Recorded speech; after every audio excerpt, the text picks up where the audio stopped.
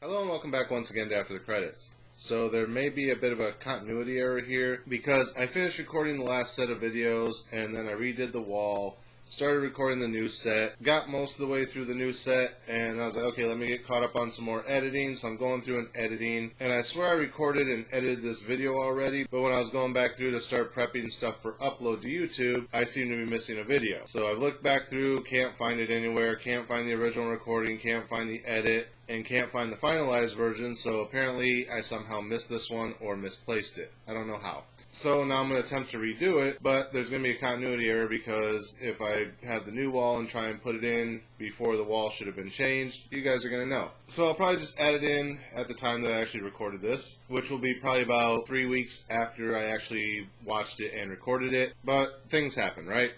So today we're talking about Blade Runner 2049, the sequel to Blade Runner that came out back in 85-ish, 83, somewhere around there. I'm not good with years in movies. Everything kind of blends together from my childhood. So I actually hadn't seen the original Blade Runner in quite some time, so I actually rewatched Blade Runner before going in to see this one, just so I was up to date on any little nods or anything to the original one, which really you don't have to be other than knowing who Harrison Ford's character is. Other than that, it really doesn't tie in directly at all. Most of what you need to know about the original is told on the text crawl at the beginning. So what did I think of this overall? It was pretty much as boring as the original one was, and I know I'm probably going to get slammed for that because a lot of people love the original, but I went back and watched the original to prepare for this one, and I remembered why I don't remember much about the original is I found it really boring. Nothing really happens until the end, and then the ending just kind of pitters out, and that's kind of what you get out of this one too. It's a similar story, it's akin to the same thing, but slightly different telling,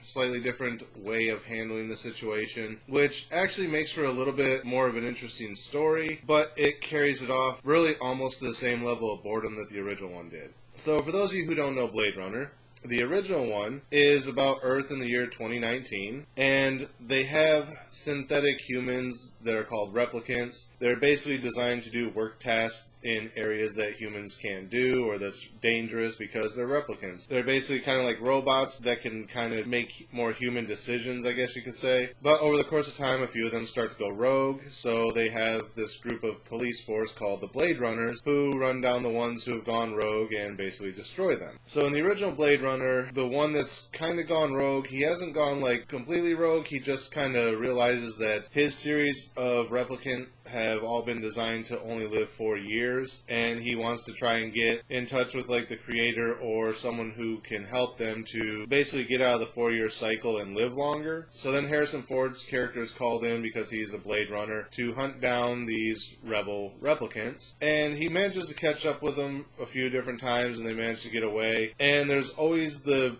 hinted at background story of, is Harrison Ford a replicant himself, which a lot of people still argue no, but the writer and director have all said yes, and it's telegraphed through different points in the movie, but people kind of gloss over it. And it's kind of hinted at that he's a different type of replicant that can live longer than 4 years, even though once the rebel replicants actually talk to the creator, he's like, we were never able to solve this.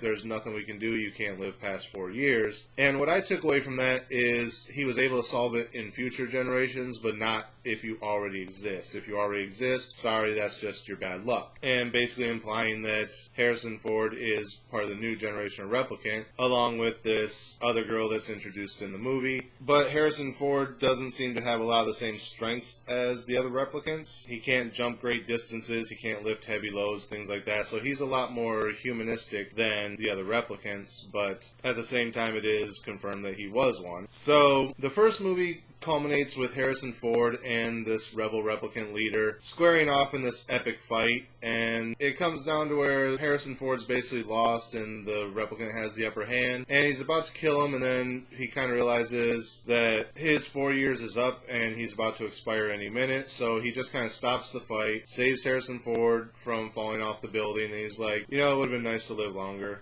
you know, sorry about all this, and then just dies. And that's kind of the end of the first one. So in this one, for those of you who now are caught up on the backstory, it's 30 years later, hence 2049, because we went from 2019 to 2049. There is a new group of replicants who are more well designed to know that they're replicants and know their place in society, but there's still some of the old generation of replicants that are out there floating around that tried to hide from being decommissioned. So now we have the new main Blade Runner who's going out trying to hunt all these replicants down, and through the course of him hunting things down, he finds out that one of the replicants was able to conceive a child, which should have been impossible, and that if the other replicants know that this is possible, then they might rebel because they realize they're more human and they're supposed to have more rights and blah blah blah. So the Blade Runner organization wants to keep this whole baby thing under wraps. So now he's on the mission to try to erase all knowledge of this baby existing, and over the course of it, he finds out that he may also be a replicant, and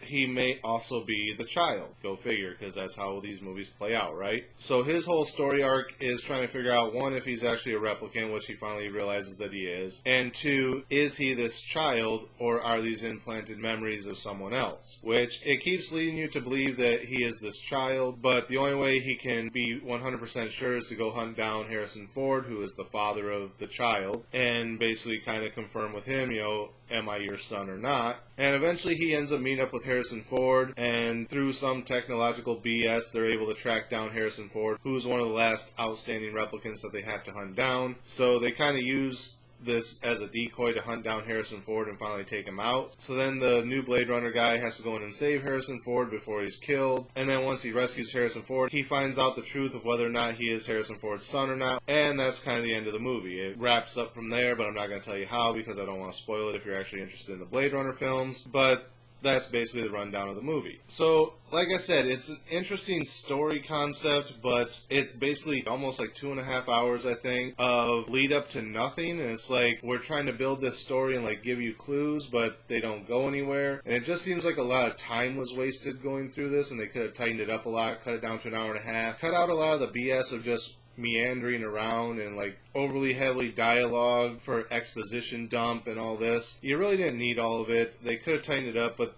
again, the original Blade Runner had the same problem. It was really long and really boring because it's nothing but exposition through the entire thing. When, that whole adage of show don't tell would have worked out a lot better, but they were trying to make it a mystery and didn't want to telegraph everything by showing it to you, so let's talk about it, and is he or isn't he? And this one ran into the same problem, trying to follow in that same vein. So what would I give it as far as a star rating? I don't know, I guess a 3. If you like Blade Runner, you'll probably like this one. If you were like me and found Blade Runner really boring, probably shy away from this one. It does have a slightly better story, plays out a little bit more coherent than the first one did, but overall it still runs into the same problems that the first one did. So if you're not a fan of Blade Runner, don't watch it. Other than that, it's just kind of a mediocre film. It's middle of the road. It's watchable, but it's not as entertaining as I would like. So yeah, it gets a 3. So that's it for this episode. Again, as always, thank you guys for watching. Remember to like, comment, subscribe, share the video. Links are down in the description. Click the bell next to the subscribe button so you get notifications every time I post new content. Until next time, I'll see you after the credits.